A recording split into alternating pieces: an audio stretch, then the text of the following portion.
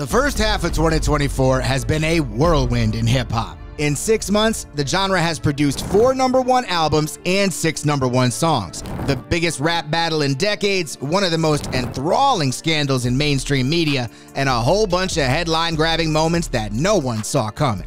Here's a look at the most viral moments in hip-hop from 2024 so far. Following an absurdly down year in the numbers department in 2023, hip-hop started out with a bang in 2024. January. In the first month of the new year, 21 Savage kicked things off right by earning a #1 album with American Dream. That same month, Jack Harlow's Lovin' On Me returned to #1 after dipping in December of 2023, giving hip-hop some early momentum. Fans were also abruptly introduced to the first rap beef of 2024 in January, when Eminem dissed Benzino. Their decades-long tension kicked back up again on the track Doomsday Part 2, and then Zeno returned the smoke on Vulturious and Rap Elvis. Nicki Minaj and Meg The Stallion would also engage in a nasty lyrical spat in January. Meg dropped Hiss, and Nicki fired back with Bigfoot. Nicki followed up by going on an X-tirade, tearing Megan down. That lasted several days and included her discrediting Megan's career and even making nasty remarks regarding Megan's late mother. Little did rap fans know, these would be one of the first of dozens of diss songs released in the first 2 quarters of 2024 in rap. February.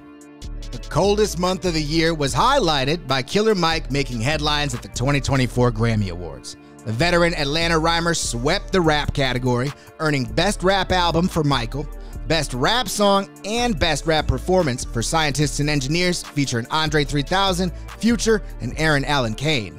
Unfortunately, the big night was marred when Mike was arrested after an altercation with a security guard, leaving the Atlanta MC unable to attend the actual event he was the big winner at. Months later, the charges were dropped. Also in February, Megan Thee Stallion landed at the top of the Billboard Hot 100 chart for her first time ever with Hiss. Ye also returned after being gone from the music scene for 3 years after a very public and controversial meltdown. He released Vultures 1, his collabo album with Ty Dolla $ign, a project that debuted at #1 on the Billboard 200 and sat there for 2 weeks. February was a bad month for music mogul Diddy, who was hit with a serious lawsuit from producer Rodney Lil Rod Jones. Jones accused Diddy of sexual assault, harassment, and unpaid wages. Jones made several scandalous claims in the lawsuit, including stories of Diddy's rampant use of pink cocaine, relations with minors, and celeb-filled freak-off parties. Just 2 months in, and 2024 was on fire, but Kendrick Lamar was about to fan the flames. March. K-Dot put the rap game on notice when he appeared on Future and Metro Boomin's single Like That from the #1 album We Don't Trust You, which came out on March 22nd. The scathing verse, which included the line, "F the big three, it's just big me," dismissed the idea that J. Cole, Drake, and Kendrick were the big three, or the most important people in hip-hop. Kenny took a big shot at Drizzy and Cole with that line and set it off. The viral moment opened the floodgates and this song started to flow. Outside of the music, Diddy took over headlines again in late March when his homes in Los Angeles and Miami were raided by the Department of Homeland Security as part of an alleged sex trafficking investigation. During the raid, Diddy's sons were even detained. April. Early in April, fans got their first response song when J. Cole returned fire on 7 Minute Drill, taking aim at Kendrick. Cole threw in the towel a few days later by publicly denouncing the diss during the 2024 Dreamville Festival. It's one part of that make me feel like, man, that's the lamest I ever did in my life, right? It was then all eyes on the potential heavyweight battle between Drake and Kendrick. And Drizzy had a lot of beef on his plate after being dissed by The Weeknd, A$AP Rocky, and others on Future and Metro's follow-up album, We Still Don't Trust You, in April. Drake responded with the song Push-Ups, where he dissed Future, Kendrick, Rick Ross, Weeknd, Rocky, and others, with Kendrick as the main target. Rose responded quickly by dropping the Drizzy diss Champagne Moments and challenging Drake's blackness. The two then started trading shots on social media. White boy, BBL Drizzy, I got a question. I saw you posted you got more money than Ricky Rose. And let's assume you did. Well, your best friend, Birdman, his house went into foreclosure 5 years ago. You done watched that man struggle them 5 years and ain't get that man a mansion? Because if you got more money than Rose, what's another 50 million, white boy?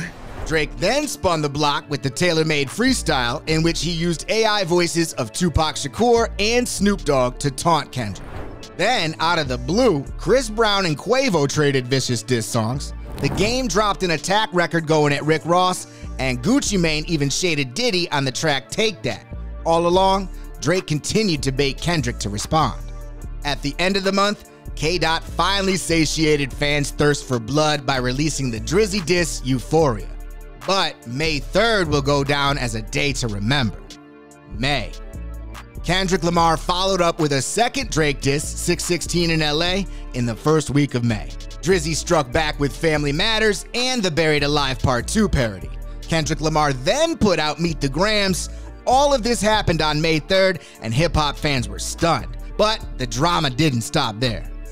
The following day, Kendrick released the DJ Mustard-produced smash hit record Not Like Us, a West Coast bop that has since topped the Billboard Hot 100 chart and has been deemed by many as the nail in the coffin in Drake vs. Kendrick. Drake did reply the next day with The Heart Part 6, but it didn't matter. The battle was over. Metro Boomin even chimed in with his own Drake diss via the inescapable distrumental, BBL Drizzy. In more news involving Diddy, he continued to watch his world fall when in mid-May, CNN released disturbing footage that showed the disgraced music executive brutally assaulting his ex-girlfriend Cassie in the hallway of a Los Angeles hotel. The 2016 video corroborates one of the incidents Cassie detailed in her 2023 lawsuit against Diddy. The footage forced Puff to come clean in an ill-received social media apology. I take full responsibility for my actions in that video. Disgusted. Diddy dominated the headlines in the following weeks, with many rappers and celebrities weighing in. This included a viral interview featuring Cameron, who was clearly perturbed after being peppered with Puff questions. Who the talent agent for this joint? Like, you think I'll be sitting around watching what Diddy do and all this? I didn't know this was a Diddy joint that y'all invited me to. Yo, who booked me for this joint? All right. Wow, and I don't be sitting around watching Diddy and all that. Yeah, thanks. Man, come on, man. Thanks for joining us. Thank you for your time tonight. Thank you for having me. You enjoy. As the weather began to heat up, so did the hip-hop headlines. Sean Kingston and his mother were arrested in late May and charged with perpetuating a $1 million fraud scheme. The following day, Nicki Minaj was arrested after Dutch police allegedly found weed in her bag at the airport while on tour. Where am I going? I have no idea where I'm going. You have to go to the police station. What address is that? It's 5 minutes away. It's 5 minutes away. What's the address of the police precinct? The last day of May introduced Slim Shady's return, as Eminem released Houdini, the lead single from his album The Death of Slim Shady, Coup de Grace, and the music voice racking up millions of views and streams overnight. June was sizzling too, in one of the most bizarre moments in what has been an already head-scratching YSL trial.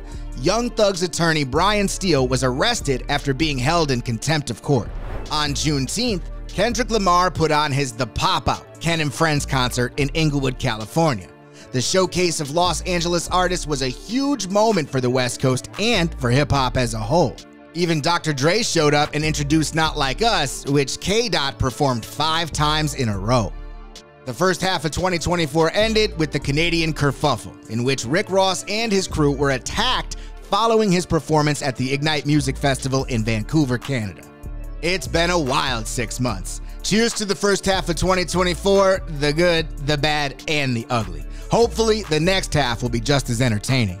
Visit the XXL store to buy merch. Hit subscribe to see more videos from XXL.